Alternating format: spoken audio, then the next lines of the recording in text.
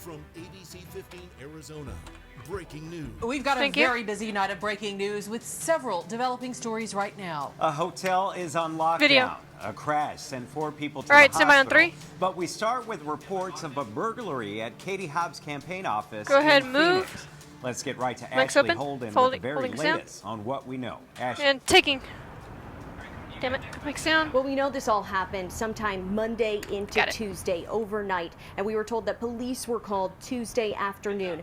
We're told some items were taken, but we have not been told what those items are. We're also told that detectives are going through security footage and trying to 109? identify You want that up now? a suspect. But I also want to get right to a statement that we just got from Secretary Hobbs' campaign. I want to read you a portion of it. They confirm this break-in happened, and it says Secretary Hobbs and her staff have faced hundreds of death threats and threats of violence over the course of this campaign. Throughout this race, we have been clear that the safety of our staff and the secretary is our #1 priority. Now, again, in that statement, they did confirm the break-in, and we are working to get more details about that. We also want to let you know that we have been told in previous interviews from the campaign that they don't publicize a location so camera 1 is going to be on a BAM half and due to security. Much of this information really coming in within the last hour, and as I mentioned, we're going to work to get some more information and bring that to you live, and of course, on ABC 15. For now, live in Phoenix, Ashley Holden, ABC 15, Arizona. I know you will work this story. Thank you, Ashley.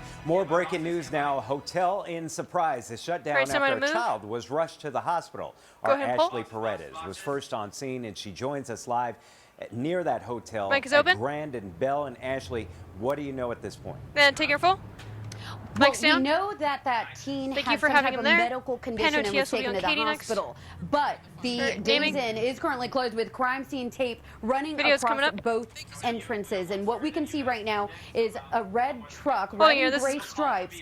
They had been looking in that. Detectives going through with masks as well as gloves, picking out items, looking through that car. Not sure how it is related, but we know that is the most current thing they were looking at. Also, animal control was here. We did see a dog which looked like a boxer that was taken, as well as the DEA, and we have video of that. DEA was seen here with what looked like hazmat gear going in and out of the Days Inn, looking like they were collecting evidence, had oxygen tank with them, and they came out within about an hour.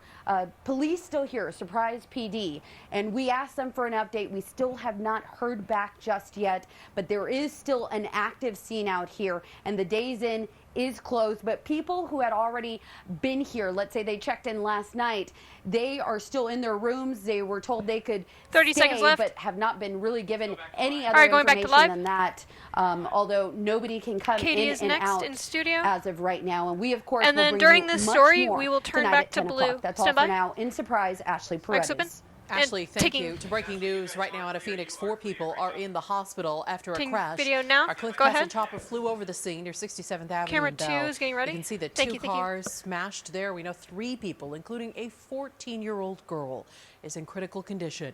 We don't know the cause just yet. Video. With so much breaking news, though, you can be sure the ABC 15 app will keep you updated. Get push alerts sent right to your phone as they come into the newsroom by scanning this QR code. To our big story now, arguments are wrapping up on whether groups monitoring ballot boxes need to back off. Yeah, a federal judge will make that call. ABC 15 broke the story of the first voter intimidation complaint. Self-described ballot watchers, and since then we have learned of 8 more complaints out there to tell you about. Nicole Grigg was first to report on all of it, and she's joining us live tonight with that hearing wrapped up. And taking her full. Mic's down. Yeah, what it comes down to is the judge will have to rule on people's there's going to be boxes between the 2 and their ability and I only coded it for 1 box out here in public versus people wanting to vote without being intimidated. That's what it comes down to. The plaintiffs asking for a judge to stop a group called Clean Elections USA as the federal complaint she's in the video. You want me to take it? Founder and its members are gathering at ballot drop boxes in Maricopa County with the express purpose of deterring camera voters. We're going to have a BAM swoop coming up. Do it from the left to the right because camera 1's in that place. The organization have said to follow the laws and that they do have a right to prompter, peacefully you can assemble park it at outside. 130. Now, 130. a judge says Thank you. that he will Go back. and he will try and issue a rule by the end of this week. And ticking, shit. Bye. Ticking. All right, Nicole, thank you. And we understand that... keep going, There was one more thing we were just going to ask you about that there are witnesses who testified, including one who filed those voter intimidation complaints? Taking your full. Mike's down. Yeah, so a woman testified on the stand in federal court. Of course, she's anonymous right now, but she did testify on behalf of the plaintiffs.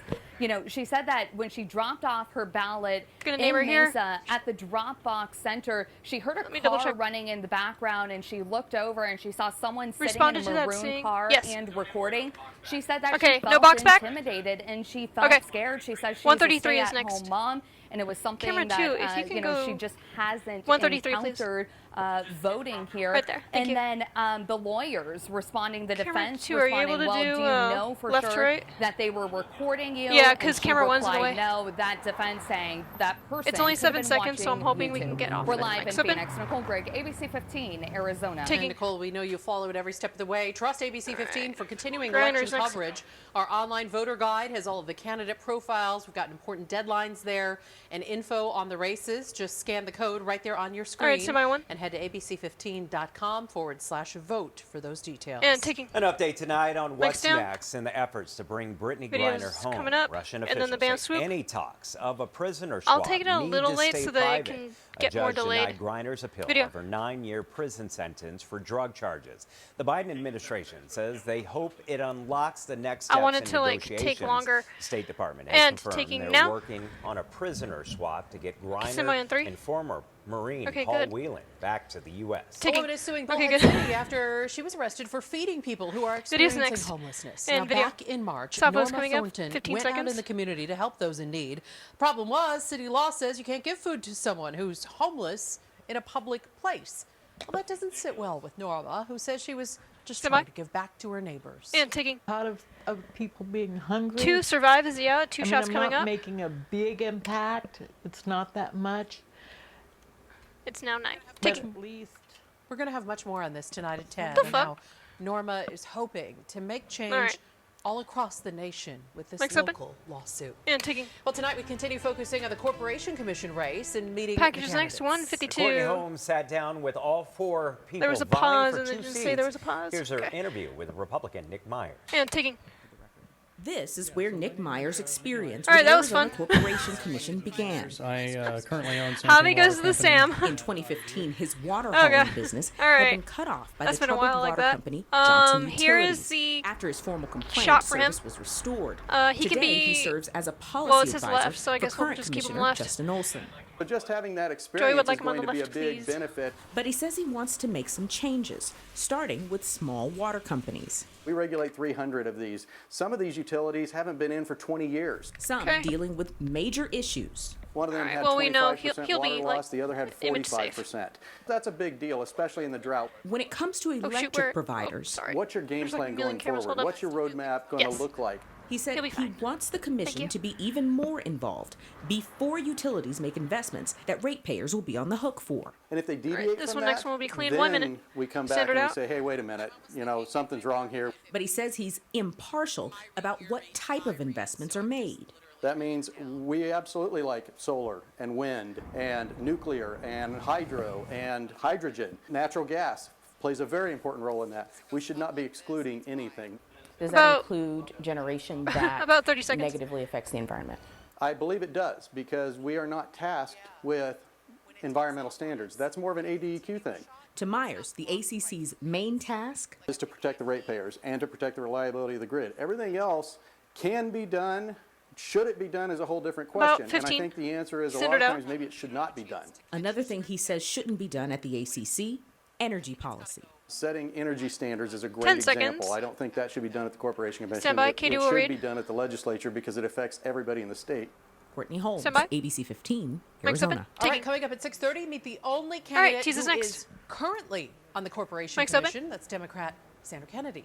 And ticking. Operation Safe Roads Sonida Community is Seven, getting two. results after taking action following 2 deaths. A And judge ticking. punished after the ABC 15 investigators Stops next. exposed misconduct. Tonight, the update in our dishonorable investigation. Ticking. Hold it. Mic's open. On her way to a world Summer break. championship, one teen's inspiring story We are uplifting out in Arizona with a newfound 3, passion for powerlifting. 2, 1, and ticking. This girl is so awesome. So a lot in this block is dead. We'll have one story and then tease to weather.